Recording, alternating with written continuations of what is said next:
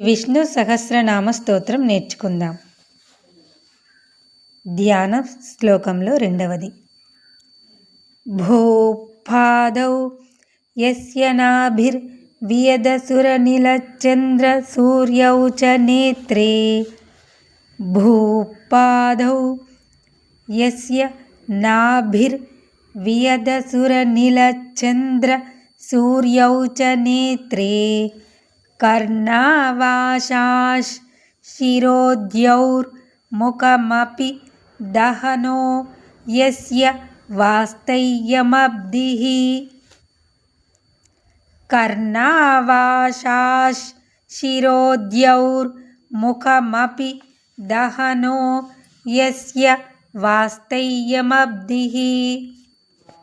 భూపాదౌ యస్య నాభిర్వియదసురనిలచంద్రసూర్యౌ చ నేత్రే. కర్ణావాశాశ్ శిరోద్యౌర్ముఖమపి దహనో యస్య వాస్తయ్యమబ్ధిః.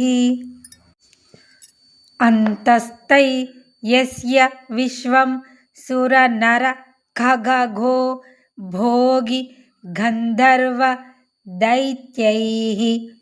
అంతస్తై యస్య విశ్వం సురనర ఖగో భోగి గంధర్వ దైత్యైః. చిత్రం రమ్యతే తన్ త్రిభువన వపుషం విష్ణుమీశం నమామి. అంతస్తై యస్య విశ్వం సురనర ఖగో భోగి గంధర్వ దైత్యైః. చిత్రం రమ్యతే తన్ త్రిభువన వపుషం విష్ణుమీశం నమామి. భూపాదౌ యస్య నాభిర్వియదసురనిలచంద్రసూర్యౌ చ నేత్రే.